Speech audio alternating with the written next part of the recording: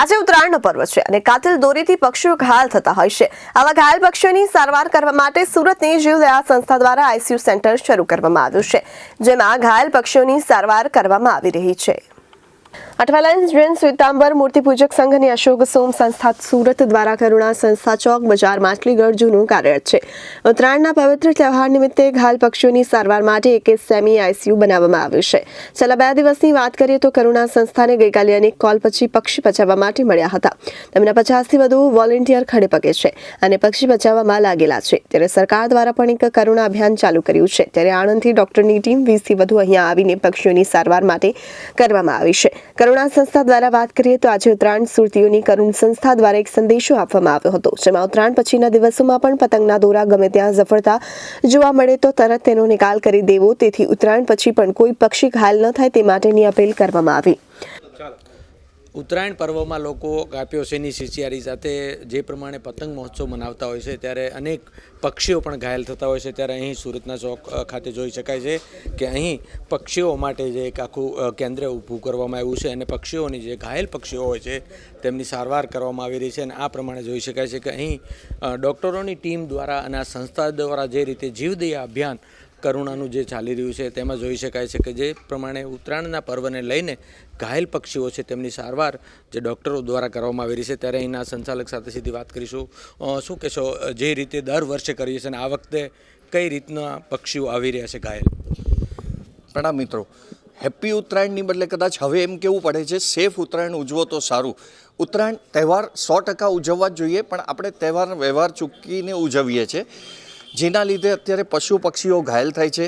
એ પક્ષીઓ ઘાયલ ન થાય એવી સાવચેતી રાખવી જોઈએ। આપણે કાચના માંજા ન વાપરવા જોઈએ, કાચે પાયેલા એવા હેવી માંજા ન વાપરવા જોઈએ, ચાઇનીઝ દોરી ન વાપરવી, જેનો ઉપયોગ કરવાથી વધારે નુકસાન થાય છે। સંસ્થા દ્વારા અત્યારે ગઈકાલથી જોવા જઈએ તો કેટલા પક્ષીઓ ઘાયલ આવી રહ્યા છે અને કઈ રીતે હેલ્પલાઇનથી લોકો આવે?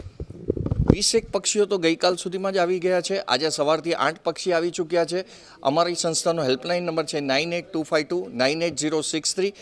આ નંબર પર કોલ કરી શકો અથવા આપ અહીંયા ચોક બજાર સ્થિત જગ્યામાં લાવી બી શકો પક્ષીને, અને એની સુરક્ષા, એની રક્ષા માટેનો એક અથાગ પ્રયાસ જે ચાલી રહ્યો છે એમાં આપ બી સહભાગી થઈ શકો।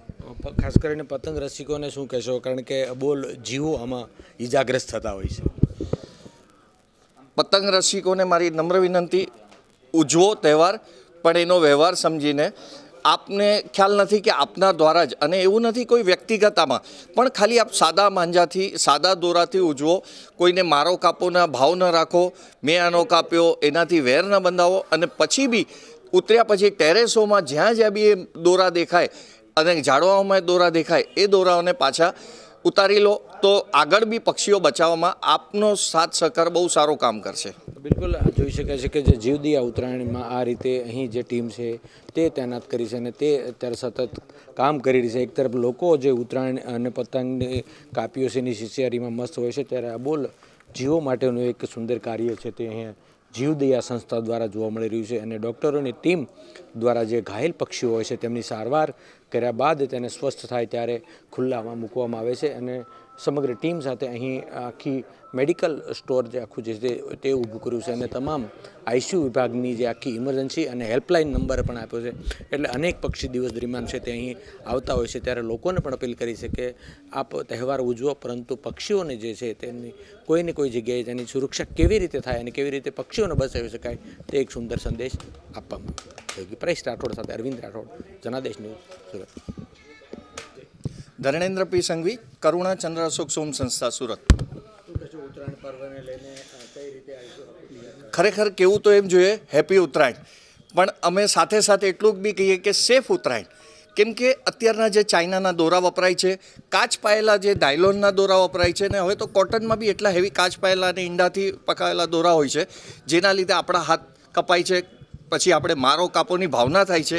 એટલે હવે સેફ ઉત્તરાયણ કેવું બી એટલું જ જરૂરી થઈ ગયું છે। અને એની સાથે સાથે પક્ષીઓ ઘવાય છે, માણસોના મૃત્યુ થાય છે।